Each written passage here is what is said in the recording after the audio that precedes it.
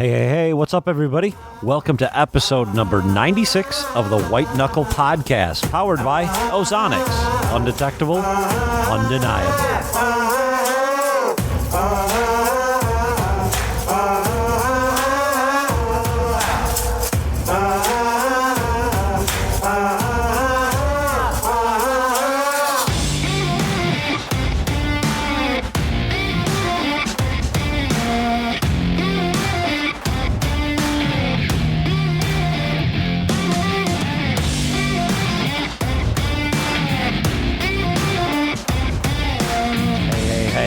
Again for tuning back into episode number 96 of the White Knuckle Podcast. I want to thank everybody for all of your participation in our last two podcasts. The chronic wasting disease podcasts were a big deal, obviously to me, because I'm so close to the epicenter, if you will, of what's going on here in Wisconsin. But I think it's just a big deal overall, and it was good to hear everyone's opinions, and there was certainly some spirited debate, and that's fine, and that's good. That's what it was intended for. So this show is as much yours as it is ours, and the more interaction we get out of you, the more we can make it your show as opposed to just being ours.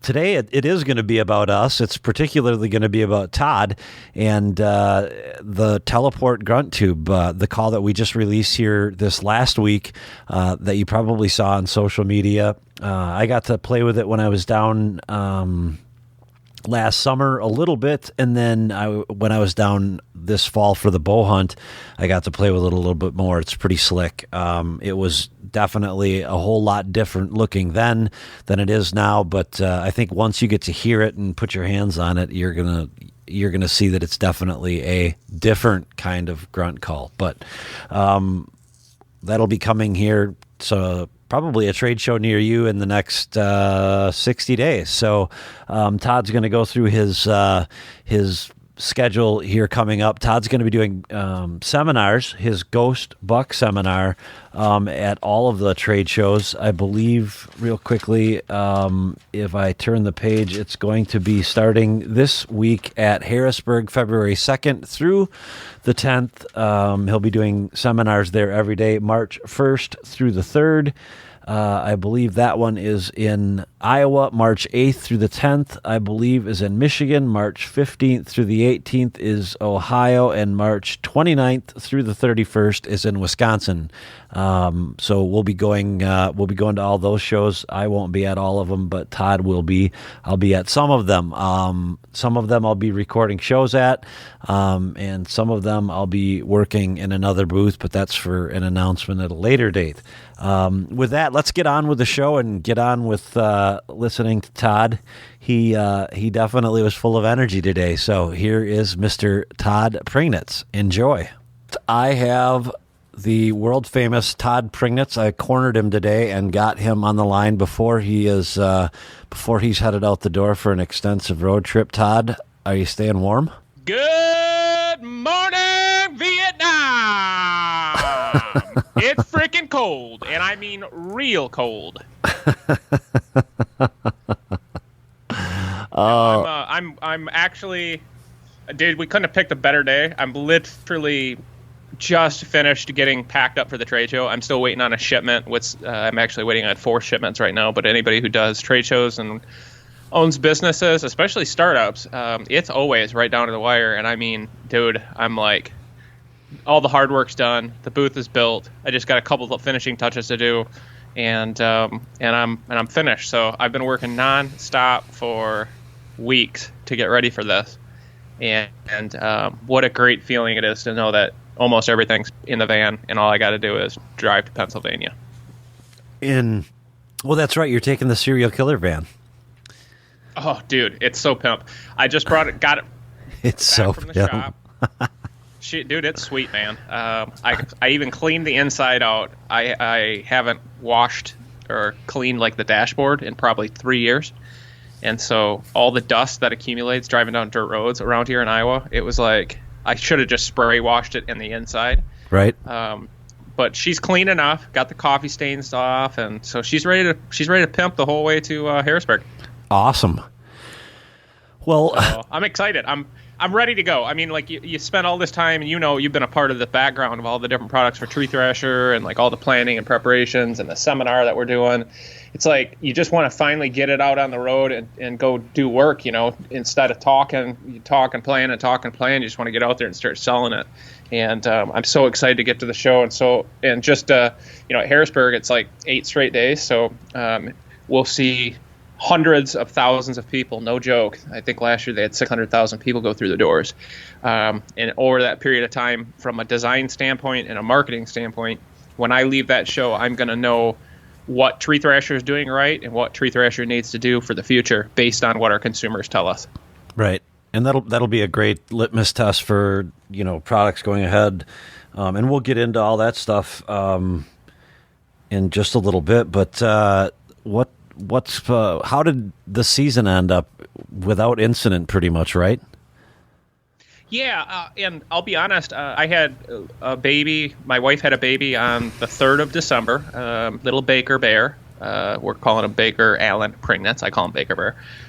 But he's such a cutie. She's home with the babe now, and so for the last couple months, I've really been on daddy duty, and with all the business stuff, I have not been out in the field much. I'm basically finished the season with a couple Hail Mary hunts. But nothing showed, and the weather was extremely mild. If we had weather like this that we're having now in December or early January, I would have literally killed a buck. I mean, like, it would have been a guarantee just because of the conditions are absolutely insane here right now. But it is what it is. I was completely happy and elated to spend the time with baby Baker and kind of just recharge. I didn't have any huge bucks around, so it kind of was just perfect all the way around. It allowed me to kind of take a break from the hunting stuff, and now, I mean, with that being said, dude, I am so excited to go shed hunting because of this weather. We should have a pretty decent shed season, I think. Well, I was just going to ask you, how does that, I mean, I was there. I didn't see a whole lot of anything. How do you think that's going to affect your shed season? I mean, just because of EHD.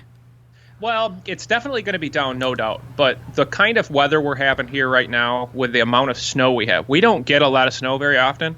But the times that we have in years past, when you get that deep, deep snow, deer will move miles for food, standing food particularly.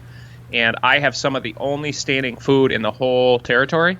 So I'm going to draw a deer from all over creation. Sure. Okay. And I've got trail cameras out all over to check, both for deer and for anybody who thinks they're going to come onto private property. So I'm doing a little bit of both. I've got fake sheds set up with cameras over them, you name it. But it's going to be an absolutely spectacular shed season because of the conditions, and also because of this cold, cold weather and deep snow for a long period of time. It puts enough stress on for a long enough period where the deer congregate, get in groups, and they will literally stay there until they shed their antlers and feed out. So hopefully they'll be, concentrated sheds, whereas in the last few years it's been so mild in the spring, deer are spread out all over. So you literally have to walk, sometimes 5 to 8 miles per shed, when they're spread out like that. Right. I can see where that could be a factor, because you were already, when we did get a little bit of bad weather, didn't you pick up a few deer on camera that you hadn't had in the past, if I remember correctly? Yeah, 2 different ones. We had one beautiful young 10-pointer that's like about a 140, 150 type 10-pointer that I think is only 3, maybe 4 years old, but he was just beautiful. Absolute gorgeous deer, one that you just like, oh my Lord, yeah, he's going to be beautiful in the next couple of years. And then one other old tank buck that was actually an 8-pointer that disappeared last year as a 5-year-old and just showed up.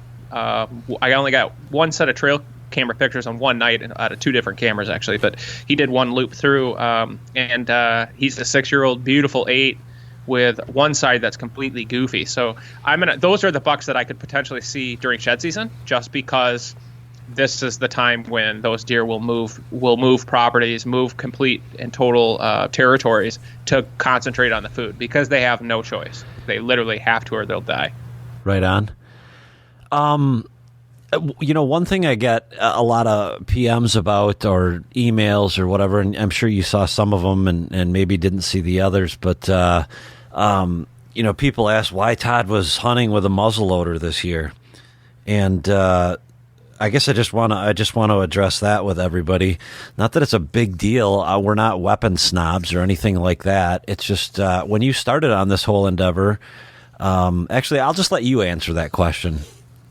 I've killed so many deer over the years with my bow, and I've been very blessed, and I've achieved more than I could ever imagine in a million years.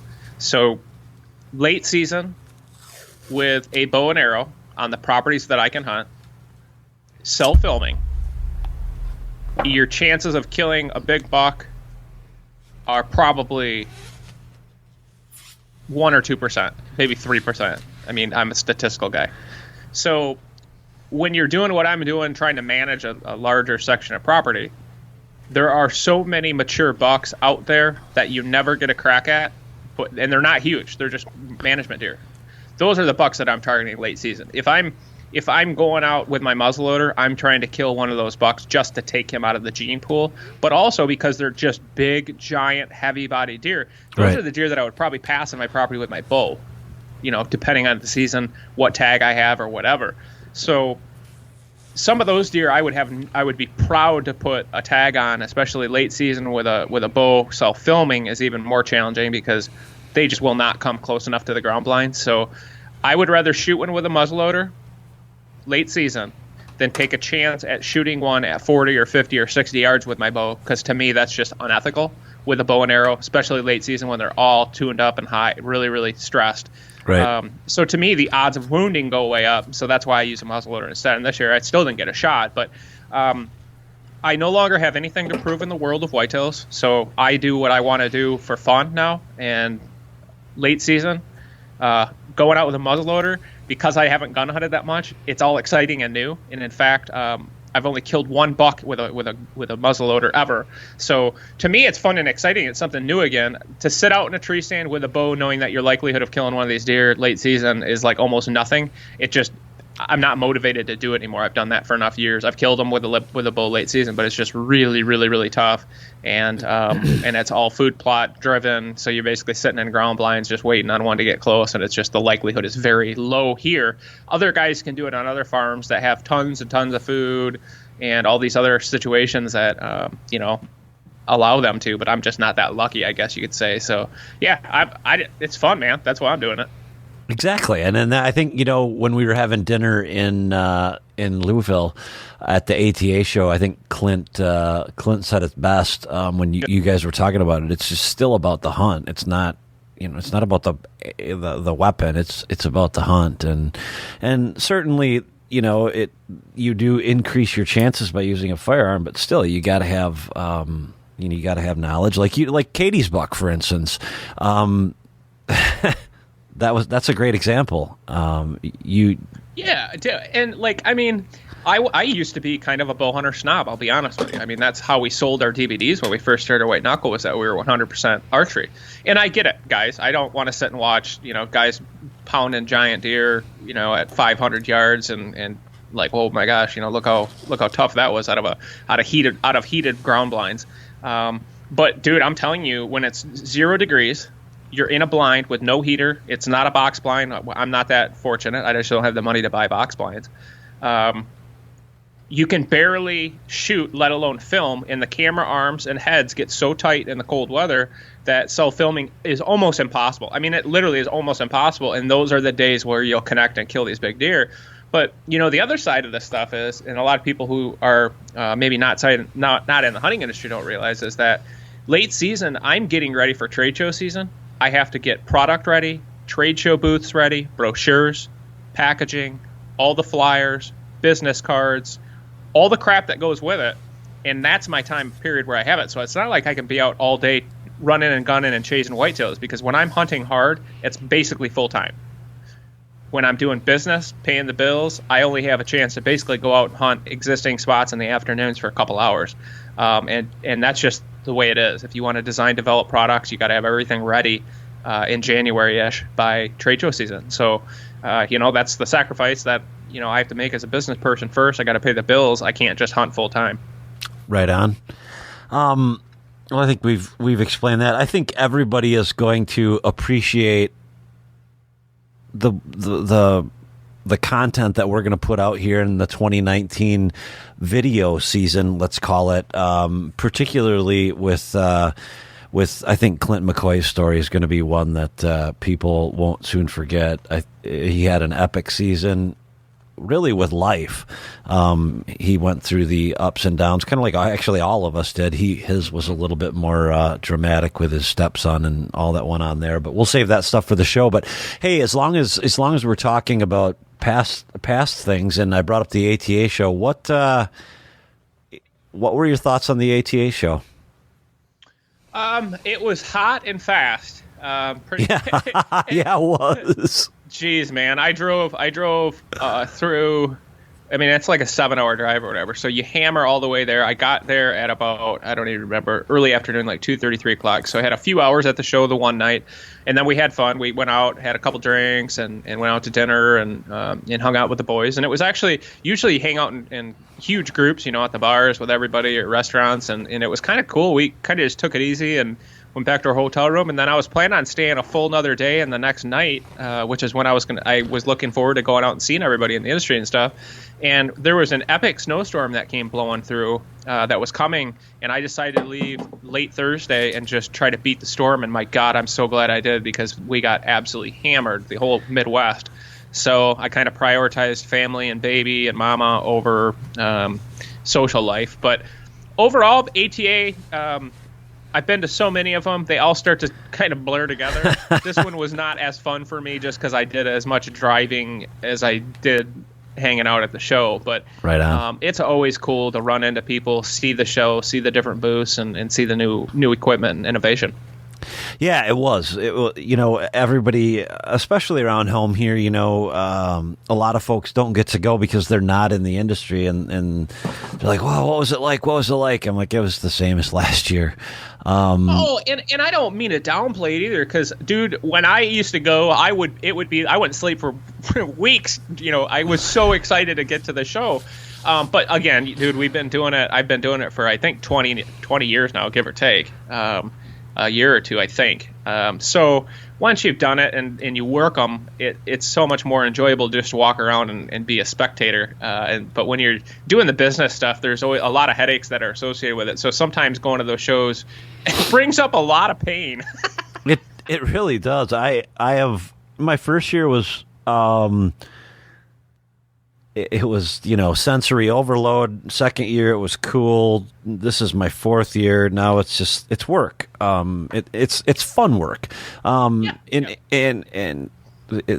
Seeing, Aaron Warburton and Greg Clements and all the guys from the hunting public, and then all the other friends that I've been able to make, just lots of cool things happen. So I'm really fortunate that I got to get involved with it. So I appreciate that part of it. I got to sit and chat with Sam Soholt on the flight back from Louisville to Chicago. We had a nice chat. It's fun to get together with a whole bunch of like-minded people. Yep. But any products that you saw that other than the obvious stuff that everyone's talking about, any products that you saw that really piqued your interest? Dude, I've been so focused on product stuff, I haven't even thought about it. Lone Wolf has some cool stuff coming out. Lone Wolf hunt gear. Lone Wolf tree stands, of course, always have great products. I don't know. Now I'm more look for the people, the people that I only get to see once or twice a year. So the people make it. But I also, and I'm just going to be honest here, I also feel like I'm somewhat getting uncomfortable or maybe not fitting in this industry as much as I used to. Back in the day when I used to work at that show, it was all about hunting and deer. And that's what you talked about. You showed deer pictures. You looked at the deer pictures. It was awesome. And there were a few celebrities and a few TV show people around. That was cool. Greg Miller, Stan Potts, all the guys back in the day, who were all killers, by the way. Right. Now I feel like it's a damn fashion show more than anything. And Come on. And some people are going to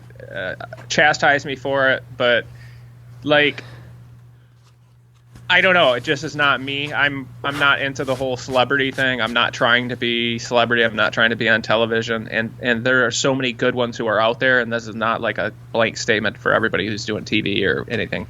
But I just feel like it's just, I don't know. It's just, I don't relate to a lot of that anymore. And I'm just not, it doesn't turn me on. So there's just a lot of that, the cool kids club, so to speak. And I've never really considered myself a cool kid. I'm just a white-tailed bow hunter. So I don't know. Maybe I think I like the consumer shows more from that standpoint because I can relate more to the crowd there than I can at the ATA show. It's sad, but it's true. That's my personal opinion. I agree with you. I'm relatively new at it in comparison with you. It was. I think probably the most. The most fun I had was, and I'm gonna probably make some people mad by saying this, but running into people that I didn't know, and then you act like you know them because you feel bad because they're calling you by name, and they had great things to say about our podcast, and that's been kind of my baby since the start, and it was just good to hear that feedback. But like you said, at the trade shows, whether it's the Wisconsin Deer and Turkey Expo, Harrisburg, the Michigan show, Indiana, Iowa, whatever, you generally are getting to talk to people, and you're generally getting to hear fun deer stories. Like when I worked with the Ozonics folks last year, actually the last 2 years, it was a ton of fun. It was a ton of fun because you're hearing about deer. It's like you said, it's not a fashion show. Well, and nothing against good-looking people, man. I'm just happen to not be one of them, I guess. But you know what it really is for me at the consumer shows, especially we're going to Harrisburg, and I love that show because people are just so crazy. But like there's so much passion. People are extremely passionate about hunting, and they're just excited to talk about whitetails, and that's my conversation. I love talking to whitetails. So, like at the ATA show, it's definitely more business oriented, and so to me, it's more business. Where at a consumer show, to me, it's more fun because I talk about hunting with hardcore hunters or anybody that's passionate about deer. I don't care how many years you've been hunting or what you've killed, but it's fun to talk to passionate people who really are into hunting and who are into your products and not necessarily just into themselves. Right. Absolutely agree 100%. And I'll leave it at that. Right. Next subject. You're going to Harrisburg. Yeah, buddy. You're heading out shortly. Yep, I'm leaving Thursday morning for I got a 14 to 16 hour drive, and that's if the weather's good. With an awesome sweet van loaded up, and dude, I'm more excited this year because we're taking the Killing Bucks, Ghost Bucks seminar on the road, and I'm going to be doing seminars daily at each one of these shows that we go to. So I'm going to learn so much from doing that, just about where people are at in hunting and what they like and what their preferences are and what they get excited about, essentially, depending on what topics that I discuss.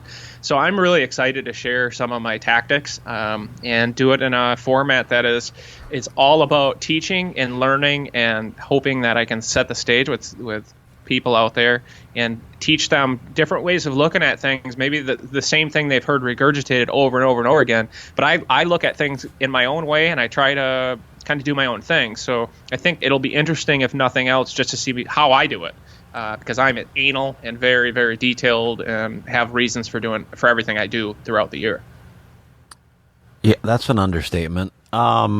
Yeah, it was tough to put together that PowerPoint presentation again, and last year I guess you let me be a part of it. I didn't have a ton to add, but it was fun to do, and it's fun to get the feedback. So it'll be neat to hear.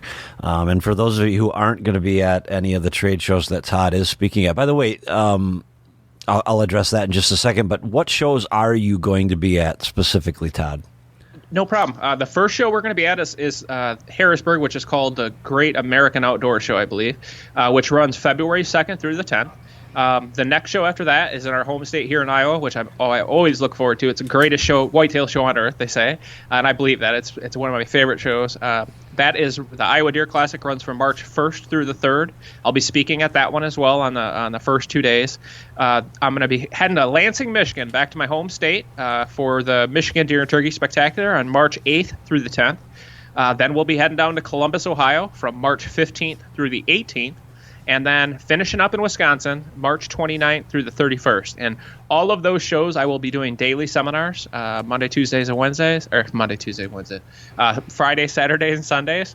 And I'll be posting all the seminar times and the dates the weeks before, just like I did for Harrisburg. So you can check the White Knuckle page, my personal page, or the Tree Thrasher page. And we'll have the Tree Thrasher booth there selling our Thrashers, as well as our brand new Grunt call, which we have not released yet to the public. We'll be doing that here in Harrisburg. But before we get into the product stuff and Tree Thrasher stuff, I just want to highlight for anybody who may be interested in coming to the seminar, real quickly, the basic topics that I'm going to be talking about is my hunting background, what got me going, my professional background in design and engineering, and essentially how I've combined both of my skills in hunting and in being an engineer and being anal and a designer and stuff, and how I've kind of incorporated that into how I hunt. And so, like, we're going to talk about what your goals are in hunting, what are you trying to accomplish, and basically trying to plan in advance and strategize based on your goals of how you are going to approach hunting your properties. The next part, we talk about basically my property setup. I talk about how I have my different access trails set up, how I have everything in sections, basically, how I have sanctuaries, and then basically how I set them up with different kill plots, using your neighbors accordingly, depending on what kind of neighboring hunters and stuff. And also getting into a big part of it is hunting individual bucks. It's a topic that a lot of people talk about, and it is my favorite thing, and like basically what my goals are based on each year. And so I'm going to teach you how I hunt these individual bucks on my property, and how I use core areas and basically travel options, buck territories, all sorts of different things that go into my strategy, how I set my trail cameras up, how I hunt these properties based on, these goals of killing these individual bucks. It's hard to show you over a podcast because there are a lot of cool images and diagrams that go with this, and a picture says 1,000 words. So between that and these different topics that I'll be going through, I'm going to give you basically a crash course in hunting big mature deer, whether you live in Florida or Michigan. Across the country, you'll be able to pick up pieces of information that I've learned over the years, and I'm just basically sharing my experience. Right on. It's a good seminar. And it's pretty in depth. The amount of information that you're willing to share is pretty extensive, really.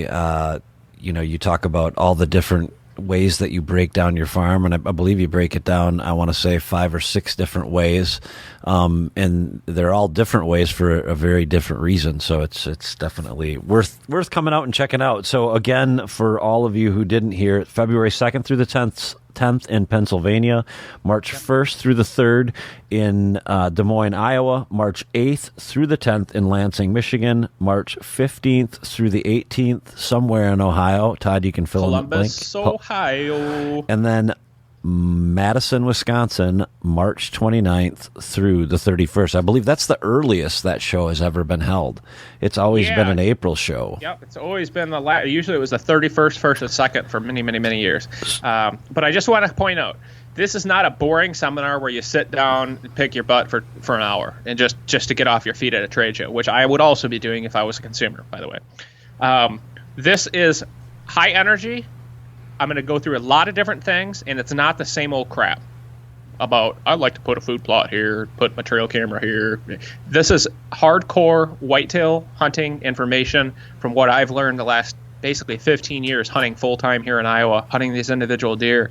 And it's really only in the last few years I've really put together a lot of the pieces of these puzzles, which has kind of spurred me on to do these seminars, because I finally feel like I've got the education and the background to really be able to help and teach others. And so it's all about whitetails, man. You'll get a kick out of it, and there's something that you'll pull from it, I guarantee it.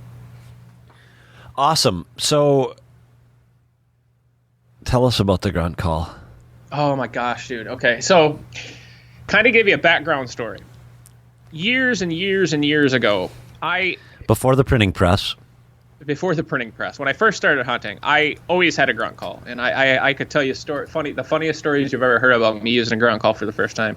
I was basically like everybody else, grunting on the thing like a goose horn. But over the years, I just never was really happy with any of the grunt calls. The best one that was made at the time was the old Trophy Talker, the black one. And so that's what I've been using. And I always was trying to strive to get a deeper sounding grunt. And in the last few years is when I really started to digest and put together my strategies and basically statistically trying to increase my odds every single time I go out in the woods. And so the single grunt technique is something that I've developed over the years where I do one grunt every 20 to 30 minutes, maybe 4 to 5 times per hunt, and that's it. And like, I just don't go crazy. I use the Tree Thrasher in correlation with that. But what I found was just in hunting on my property, I have listened to all of my neighbors calling over the years, and all of their grunt calls basically sound the same. It all has a little bit too high of a pitch. In order to get that deep, throaty, gruntal sound, you have to absolutely put your hand at the end of the grunt call to extend the tube to get that deep sound. And that's what everybody wants to hear, that deep sound. It indicates that there's a big buck, and it's not, you're trying to basically irritate, another mature deer by, hey, there's a big dominant buck over here. So those big dominant bucks, they have to go check on what is that. Well, when you put your hand at the end of your grunt call like that, most of the time you're wearing gloves. I always noticed I could never get a consistent grunt.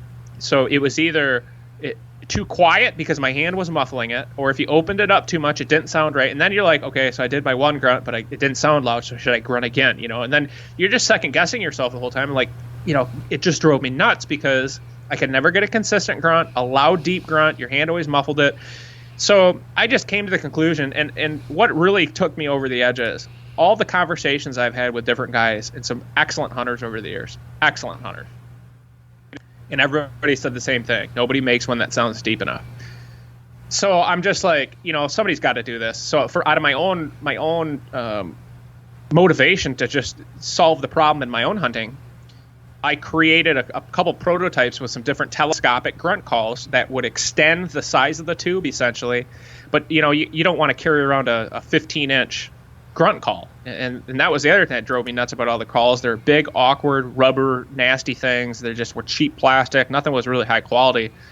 Half of them would freeze. They just didn't work properly. Really, really cheap products. So I made this prototype and I started testing it last year, this telescopic grunt call. And the sound is extremely deep, but because you don't have to put your hand at the end, you can literally position it and point it exactly where you want the noise to go. So you can control it. The noise level, the volume is much louder, but you don't lose the deepness because you don't have to put your hand at the end. It is exactly the same every single time. So the consistency is there. You can put the sound where you want it, and it's that deep, deep, throaty grunt. But the cool part about the teleport grunt call that we're coming out with is that you can close one section and get the sound a little bit lesser, deeper. So it basically sounds like an existing grunt call, or you can get a doubly. So you have a huge range of sounds that you can use out of the same call. And the best part is it collapses to 5.8 inches. So it's 40% shorter than most grunt calls. So it actually packs smaller, but sounds bigger, so to speak. But beyond that, there is not a grunt call in the market that can hit the deep tones that this can at those volumes. And nothing else has the adjustability that the teleport has. There's an ability to take the whole entire reed assembly out, pull it out. You can adjust the rubber band on the reed itself to get a different tone. You can slide the reed assembly back and forth inside the actual grunt call to get a different tone. You can open and close the different sections to get different sounds. And you can also open these ports or holes at the end with a slide. And these are all patented features or patent pending features. We got a patent pending right now. But nobody else has these design features.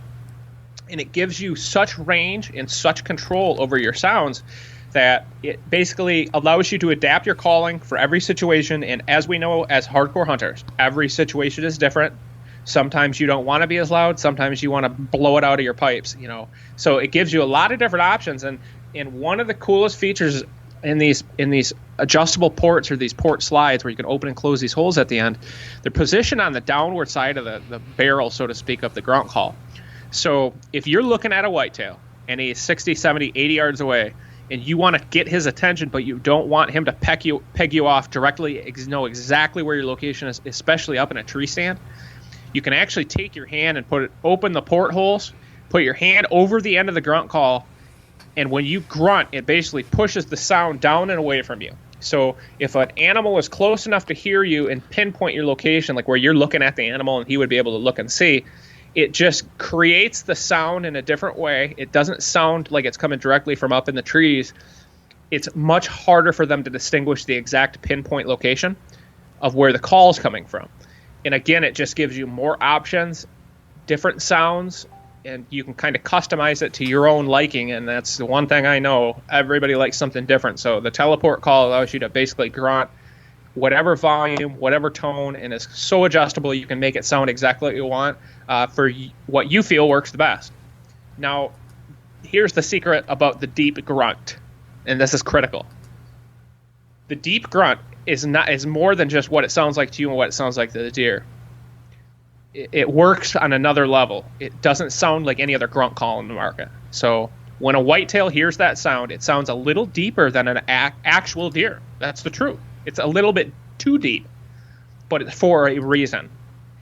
It creates a bit of curiosity because those bucks hear that. It does not sound like any other grunt call in the market. So any other hunters, any other guys who have overcalled at them, educated them over the years with grunt calls, they're used to hearing a specific sound, and usually it's multiple grunts simultaneously. Bap, bap, bap, bap, bap, bap, bap, bap, whatever. That's what guys do, it seems like. That's what we've been trained to do. When they hear that single, deep, throaty grunt, they wonder, what is that deer? And they're curious because it sounds a little bit different than any of the deer in their neighborhood, and it certainly does not sound like a hunter. It basically increases the statistical odds of that deer coming in, and that is how I call. I want to increase my odds as much as possible without spooking or educating them in the process. And dude, that's where that deep grunt works. And I can guarantee you that single grunt technique with a deep, loud grunt, that the teleport's the only one can do the level, the depth, and the noise level. Guys, you will see more deer. You throw a thrash session in, middle of your hunt, and one right at prime time if you're not seeing animals, and that's all you need to do, and you will call in a majority of all the deer that are within hearing distance, because you do not sound like a hunter. You sound like a buck that's over there creating a ruckus, creating a social area, and deer just want to be there. They want to see what's going on over there. Awesome. And so you're going to have a prototype at the show, hopefully? Yeah, actually, while I've been on this podcast, they are sitting in my driveway right now. Okay, that's great. So you don't know for sure if that's part of the package, because it could be my package, but I'm not 100% certain. I'm supposed to get 4 deliveries today, so I'm hoping that they're here. But I will be assembling grunt calls today and getting them all tuned up and ready to head to the show for sure. Awesome. So, and if you haven't seen it, it's a telescopic body. It's got 2 carbon fiber sections. It's the most engineered grunt call of all time. It's got so many cool features. It collapses really, really, really small. It's got a spring-loaded gear clip similar to our Tree Thrasher, where you can clip it onto your bow hanger, tree stand, backpack, your pocket, so you don't have to wear it around your neck. I just do not want to wear anything on my body when I'm bow hunting, period. But if you do want to wear it around your neck, there is a lanyard that's included with a really unique lanyard hole, so it's not awkward or gawky. And if you choose that you don't want the gear clip, you can actually just remove it, so that it's customizable for every application. And also the mouthpiece is going to be like a silicone rubber with a bite groove that allows you to open it with one hand, so you can open your you got to telescope it out or open it in order to get that deep sound. But you can do it one-handed operation. Super clean sound. It's got a wooden reed, so it won't freeze on you, and literally has the largest adjustment range of any grunt call in the market. So we'll have them at Harrisburg to show off, and we're going to be doing pre-orders there, and we're going to be selling them for generally the retail price will be $49.99. We're doing a trade show special for a pre-order for $40, and we're also doing our Tree Thrashers $10 off at $30. Trade show special, Harrisburg. We'll see you there. Well, there you have it, my conversation with Todd, and a brief synopsis of what the new product from Tree Thrasher is going to be, and that's the Teleport Grunt Call, or Grunt Tube.